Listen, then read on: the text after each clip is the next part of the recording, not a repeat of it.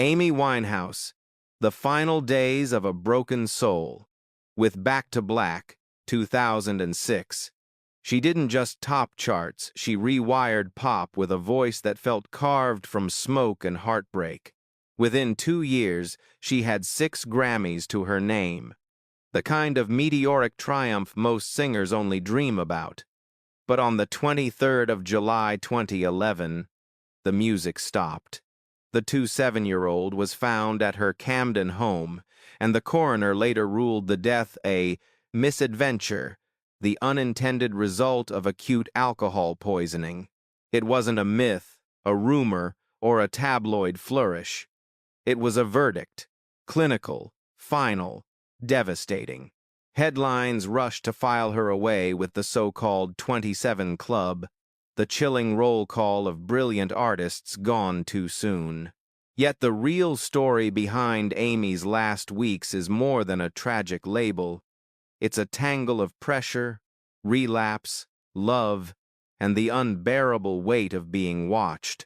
You won't believe how the same fame that lifted her also pushed her toward the edge, and how the final days of a once-in-a-generation talent became a countdown no one could stop. When Amy Winehouse released Back to Black in 2006, it was more than an album, it was a cultural earthquake.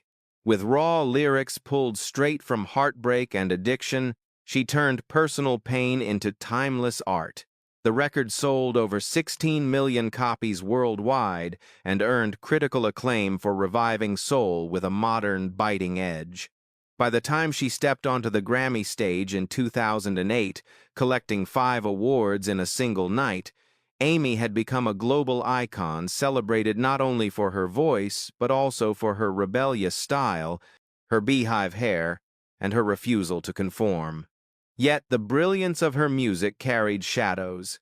Fans adored her honesty, but tabloids feasted on her struggles.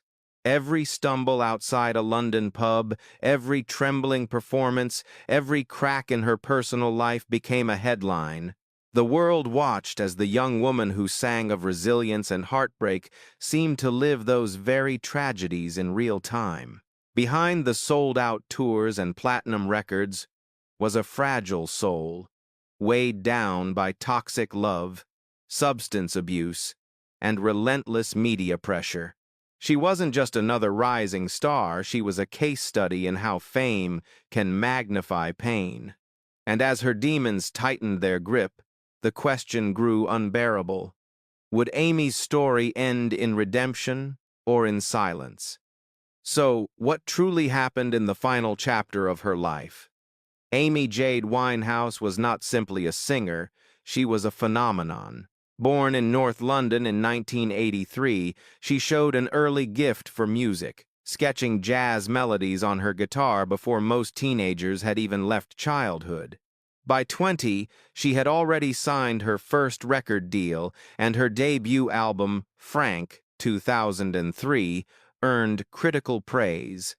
But it was her sophomore effort, Back to Black, 2006, that cemented her as one of the defining voices of the 21st century. With smoky contralto vocals and lyrics that tore open wounds, she stood apart in a pop landscape dominated by polish and perfection. Back to Black was more than an album, it was an anthem of vulnerability and defiance. Songs like Rehab and You Know I'm No Good spoke to millions, their confessional tone making Amy feel less like a star and more like a mirror. In 2008, she became the first British woman to win 5 Grammys in one night, including Record of the Year and Song of the Year. Critics hailed her as the new torchbearer of soul, a bridge between Billie Holiday's tragic grace and modern pop's restless energy. She toured the world, her beehive hair and winged eyeliner becoming instantly iconic. But alongside the praise came a darker narrative. The press framed her not as a genius but as a spectacle, turning her pain into a daily headline. The fault lines in her life widened after her marriage to Blake Fielder Civil in 2007. Their relationship was chaotic, defined by passion but poisoned by substance abuse. Blake later admitted to introducing Amy to crack cocaine and heroin, substances that quickly took root. Friends described their love as toxic symbiosis, a bond too strong to break, yet too destructive to survive. Meanwhile, the paparazzi hunted her relentlessly. Images of Amy stumbling barefoot through Camden streets, bloodied from fights, or performing incoherently at shows became tabloid gold. Each relapse, each failed attempt at rehab, was broadcast worldwide. The brilliance of her artistry was overshadowed by the spectacle of her collapse. By 2011, Amy had tried and failed multiple times to overcome addiction. She canceled tours, attempted detox, and even disappeared from the public eye for weeks at a time. On July 23 of that year, her body was found at her Camden townhouse. The coroner's report revealed a blood alcohol level more than 5 times the legal driving limit. The verdict: death by misadventure, an accidental overdose of alcohol. She was only 27, joining the infamous 27 Club, alongside Kurt Cobain, Jimi Hendrix, Janis Joplin, and Jim Morrison. The world mourned, but the cruel irony remained.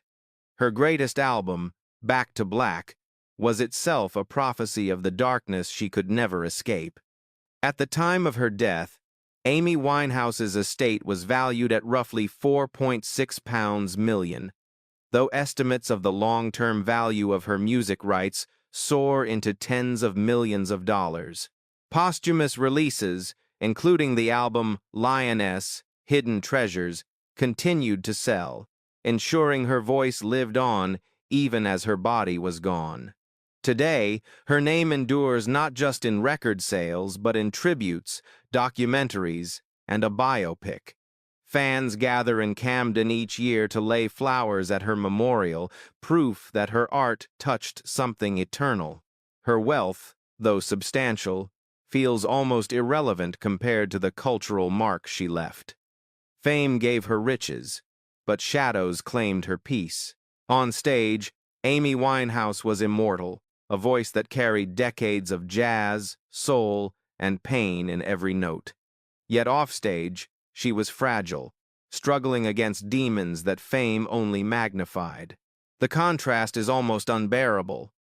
The woman who sang "Love is a Losing Game" turned her own life into the very tragedy her music warned about. She stood as both a beacon of raw artistry and a symbol of how destructive the spotlight can be. For every Grammy she held aloft, there was a night of chaos in Camden. For every standing ovation, a headline mocking her decline. In the end, the applause faded, but the shadows remained. Today, her songs still echo in cafes, in stadiums, in the hearts of those who felt her honesty pierce through the noise of pop culture. Amy Winehouse's story is not only about loss, it is also about the dangerous beauty of truth in art. She lived fast, loved fiercely, and sang without filters. And while the world will forever mourn her, it will also forever remember her. Which part of Amy's journey shocked you the most? Her rise, her fall, or the silence that followed? If Amy Winehouse's story moved you, don't let it fade into silence. Her life was a reminder that behind the spotlight, even the brightest stars can break. By supporting this channel, you help keep these untold stories alive, the fame, the shadows, and the fragile humanity in between. So, like this video, share it with those who still hum Back to Black, and subscribe to our channel for more hidden truths behind the legends. Together, let's uncover the stories the world tried to forget.